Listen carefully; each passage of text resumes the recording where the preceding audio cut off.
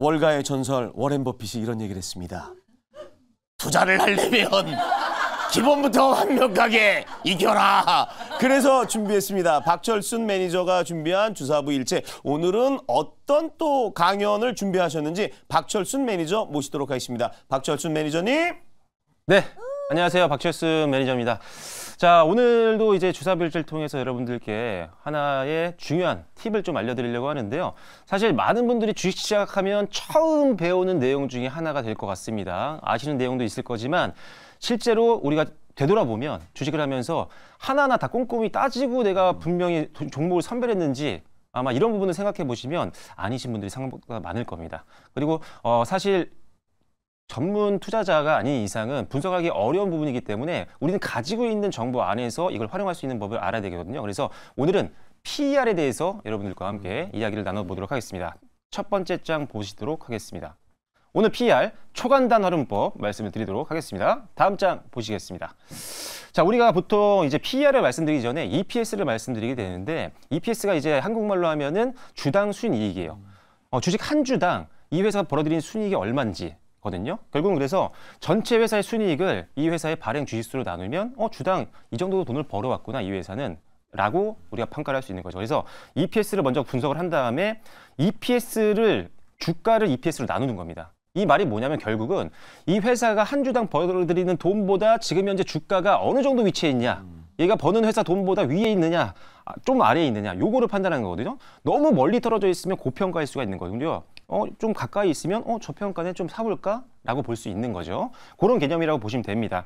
만약에 A라는 회사가 있고 B라는 회사가 있는데 유사한 회사예요. 업종도 비슷하고 주사업도 비슷한 상황인데 만약에 한 회사는 주가가 둘 다 10,000원입니다. 근데 한 회사는 주당 순이익이 1,000원이고 한 회사는 주당 순이익이 2,000원이에요. 그러니까 한 주당 버는 돈이 이 회사가 더 많잖아요. 그러면 이제 셈을 해보면 이 회사는 PER이 5가 나오고 왼쪽 A 회사는 10이 나옵니다. 그러면 이렇게 봤을 때 당연히 B 회사가 훨씬 더 가격적인 메리트가 있는 거겠죠. 그래서 PER이 낮으면 낮을수록 저평가로 볼 수가 있다라고 일단 기본적인 개념은 알고 계시면 될 것 같습니다. 적자 기업 같은 경우는 사실 마이너스이기 때문에 PER 자체가 산출이 안 됩니다. 그래서 적자 기업은 PER로 비교할 수는 없는 거기 때문에 이런 것들은 미래 수익이 만약에 흑자로 나온다라고 했을 때는 미래 수익을 감안해서 PER을 산출한 다음에 비교를 해보시면 되겠다라고 보시면 되겠습니다. 다음 장 보시면요. 여러분들 가장 많이 듣는 얘기일 것 같아요. 처음 주식 배우면 PER 10배 이하면은 10배보다 아래면 싸니까 저평가니까 사라. 10배 이상이면 고평가다. 이런 이야기를 많이 듣는데 요건 이제 지우세요. 요거는 말이 안 되는 겁니다, 사실. 왜 그러냐면 주가는 굉장히 상대적인 거고 PER도 상대적인 거예요.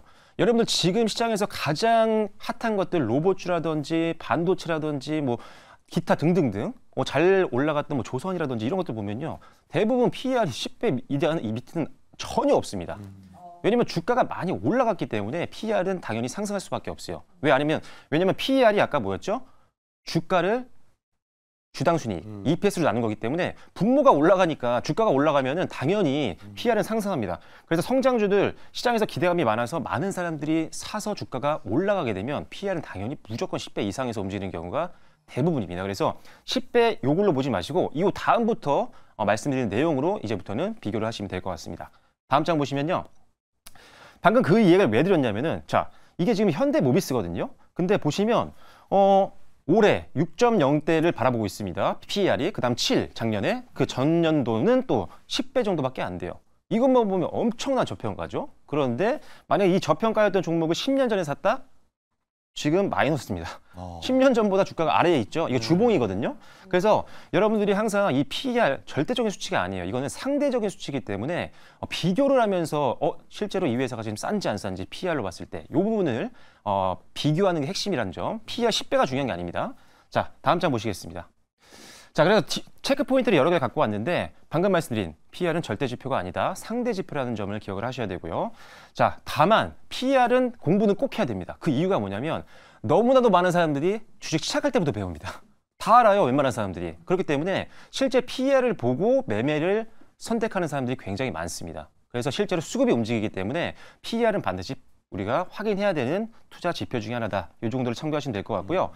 자, 그리고 연도별, 분기별 실적이 성장하는 기업들 위주로 가셔야 됩니다. 아니면 실적이 최소한 지금은 좀 부진하더라도 턴어라운드가 되는 종목들 위주로 PER을 비교하는 게 훨씬 더 확률을 높일 수 있는 방법입니다. 왜냐하면 말씀드렸죠. 적자로 가는 기업들은 일단은 PER 비교가 안 되고요. 그리고 실적이 계속 하향 조정되고 있어요. 그러면은 주가가 내려와서 PER이 내려가는 개념이거든요. 그러면 이건 저평가라고 볼 수 없습니다. 그냥 회사가 안 좋아서 주가가 많이 빠져서 PER이 낮은 것처럼 보이는 뿐입니다. 그래서 일단은 실적이 올라가는 종목들 아니면 밑에서 치고 다시 턴어라운드가 되는 종목들만 PER로 비교하는 게 훨씬 더 신뢰도를 높일 수 있는 투자법이다라고 보시면 되겠고요.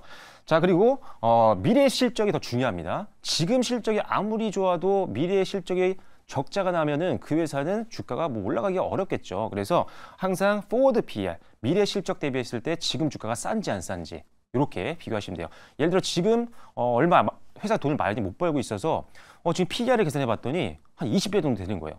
근데 내년에 실적 전망을 봤더니 올해보다 2배 이상 벌면서 PER이 10배밖에 안 된다면 이건 싼 겁니다. 그래서 미래 실적이 늘어나는 기업들 위주로 여러분들이 보시는 게 좋다라는 점 보시면 되겠습니다. 적자 기업은 보실 필요가 없겠습니다. 다음 장 보시면요. 자, 그리고 일회성 수익 반영으로 PER 감소 시에는 일회성 수익을 제외하고 PER을 체크를 하셔야 됩니다. 이게 뭐냐면은 자, 기업이 예를 들어서 부동산을 매각을 했어요. 그러면은 그때는 그 분기에는 실적이 늘어난 것처럼 보이겠죠. 이익이. 왜? 건물을 팔아서 돈이 들어왔으니까요. 그런데 이거는 계속 유지된다라고 볼 수는 없는 겁니다. 그래서 일회성 수익이 발생했을 때는 EPS가 갑자기 증가하면서 PER이 극단적으로 막 낮아지는 경우가 생겨요. 이럴 때는 극단적으로 낮아지는 경우는 왜 그런지 반드시 여러분들이 그래서 체크를 분명히 하셔야 되고요.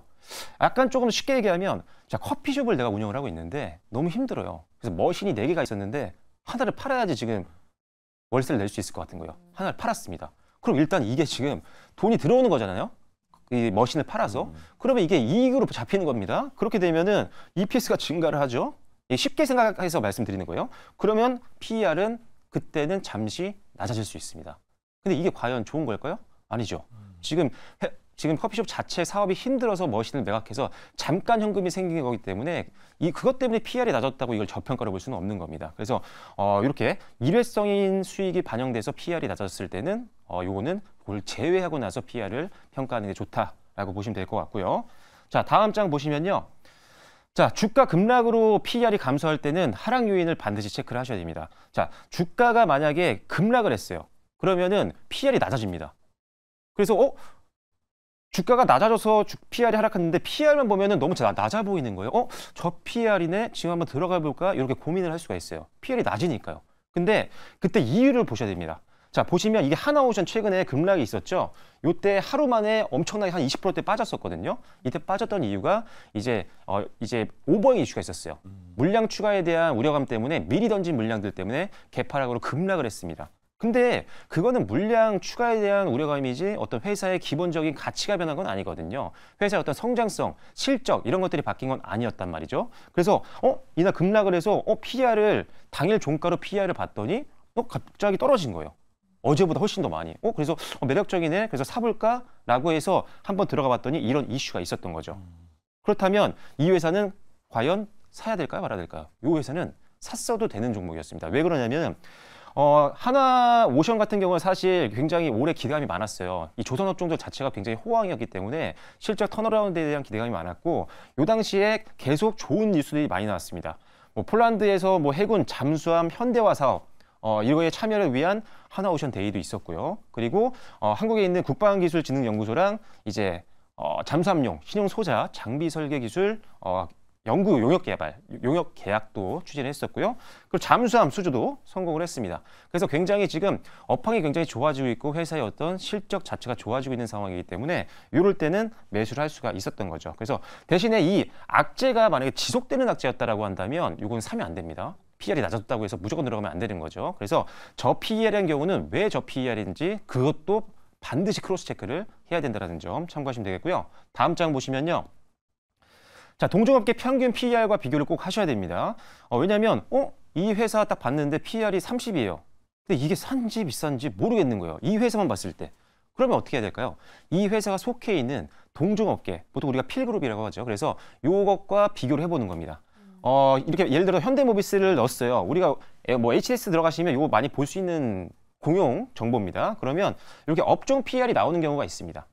이게 아니더라도 증권사 리포트라든지 이런 데서도 업종 PR이 나와요. 그래서 요거보다 좀 낮으면 좀 긍정적으로 볼 수가 있는 거죠. 왜? 업종 PR만 반영이 되더라도 나는 좀 더 올라갈 수 있는 확률이 있는 거거든요. 그래서 업종 PR보다 PR이 좀 낮은 경우는 저평가로 우리가 생각을 할 수가 있다. 이렇게 보시면 되고요. 자, 그리고 다음 장 보도록 하겠습니다. 그리고 과거 평균 PR도 비교하시는 게 좋아요. 왜냐면 이게 업종 PR이 안 나오는 경우도 있거든요. 사실 그럴 때는 막막하죠. 왜냐면 증권사 리포트에도 업종의 어떤 평균 PR이 안 나오고 아까 말씀드렸던 뭐 HTS 안에 들어가도 정보가 나오지 않아요. 그러면 나는 어떻게 비교를 해야 되지? 그러면 그걸 못하더라도 그 회사의 과거 PR을 보시면 됩니다.